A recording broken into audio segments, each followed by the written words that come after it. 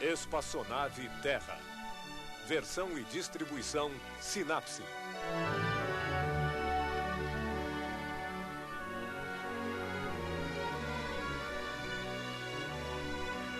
Terra, nossa nave espacial. Bem-vindo a bordo para nossa viagem de 1 ano em torno do Sol. Nós estamos aqui e o equinócio da primavera começa daqui a 5 semanas.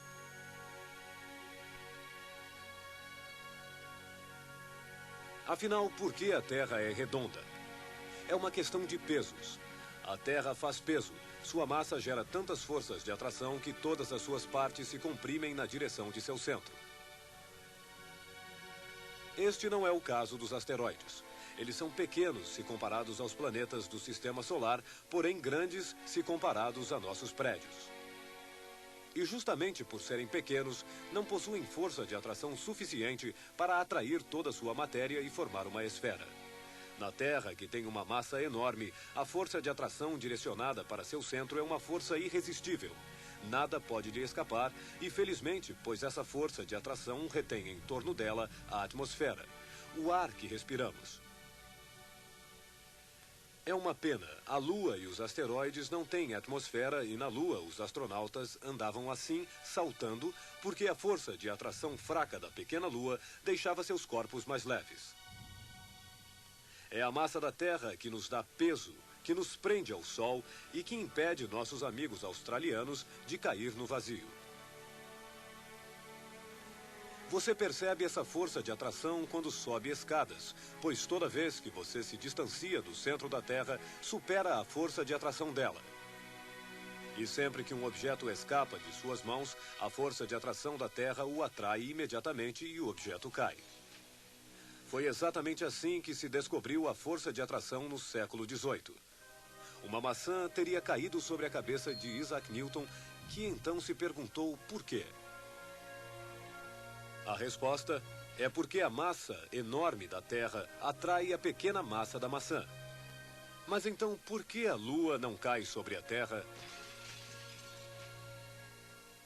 E a Terra não cai dentro do Sol? A força de atração não é a única força que age sobre a Terra e sobre os planetas e os satélites. Os planetas, os quais são formados de um purê de matéria, receberam um forte impulso centrífugo que foge do centro.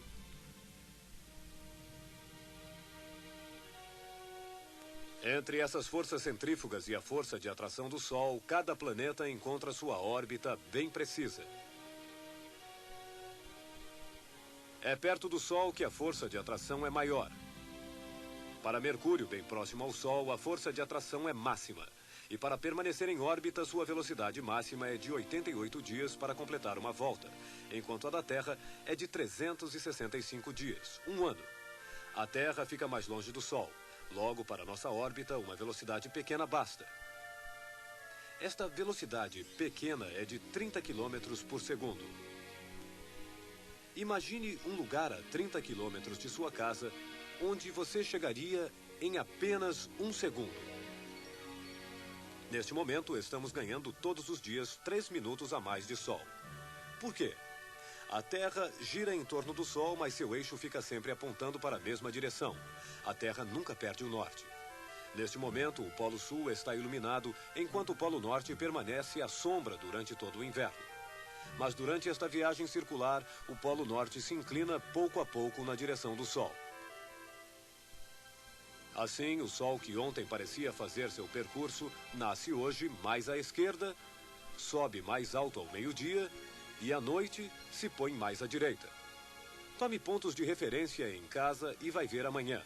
O Sol estará ainda mais à esquerda, mais alto ao meio-dia e mais à direita à noite. Se as janelas de sua casa dão para o sul, o Sol no inverno fica mais baixo na mesma direção das janelas. Mas pouco a pouco o Sol, que a cada dia sobe mais alto no céu, vai clarear o chão no meio da casa. E no verão o Sol, em seu ponto mais alto no céu, vai clarear apenas o chão perto da janela.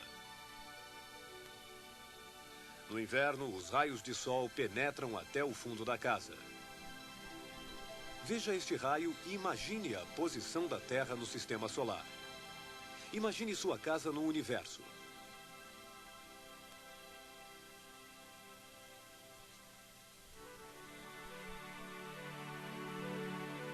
Enquanto a Terra gira em torno do Sol, seu eixo permanece inclinado na mesma direção.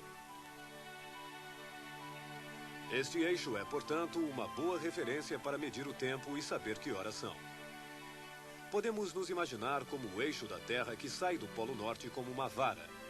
Se desenharmos um relógio sobre o gelo, a sombra do eixo da Terra nos indicará a hora. Não é preciso ir ao Polo Norte. Podemos fazer modelos reduzidos do eixo da Terra. São os relógios de sol. No Polo Norte, a vara que prolonga o eixo da Terra estaria bem à direita, num ângulo de 90 graus. Em Estocolmo, situado a 60 graus de latitude norte, o palito, para ficar paralelo ao eixo da Terra, ficará inclinado a 60 graus. Em Paris, um pouco mais a sul, 48 graus. Em Camarões, inclinado a 15 graus. E no Equador, seria necessário deitar o palito. É o solo que fica paralelo ao eixo norte e sul da Terra, sem sombra, sem relógio de sol. Existem outros tipos de relógios de sol, mas todos são orientados em relação ao eixo norte e sul da Terra. A rotação da Terra, a qual você não sente, pode ser vista não apenas em relógios de sol, mas em todo lugar ao seu redor. Cada casa, cada árvore projeta uma sombra. É só olhar. Seguindo as sombras, você verá a rotação da Terra.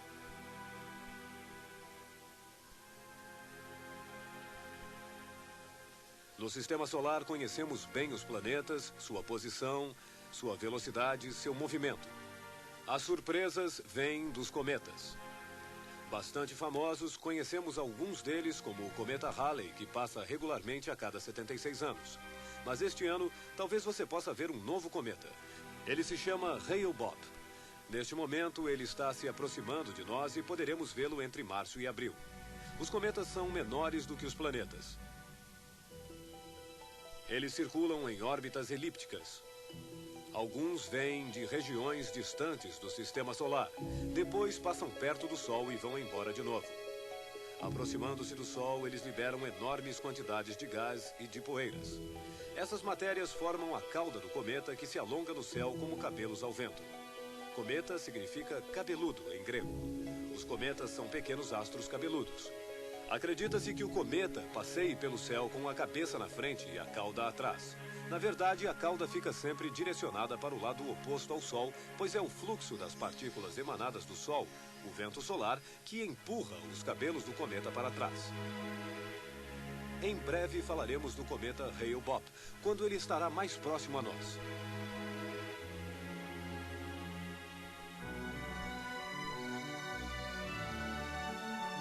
No próximo programa, olharemos para além dos planetas. Veremos as estrelas, que são infinitamente mais distantes, mas que nos ajudam a nos localizar, como a estrela polar ao lado da Ursa Maior. Mostraremos a você por que ela permanece fixa enquanto as outras estrelas giram no céu. Qual era o segredo de Cristóvão Colombo quando navegava pelos continentes desconhecidos? Por que, há 5.000 anos, os egípcios, batizando a Grande Pirâmide, não viam a mesma estrela que os turistas veem hoje? E por que Órion, todos os dias, desliza um pouco para a direita? E qual é a estrela mais próxima a nós? O Sol. Sim, o Sol é uma estrela e tão grande que poderia engolir a Terra e a Lua com toda a órbita lunar, mas é pequena comparada às outras estrelas gigantes que vão invadir sua tela no próximo programa.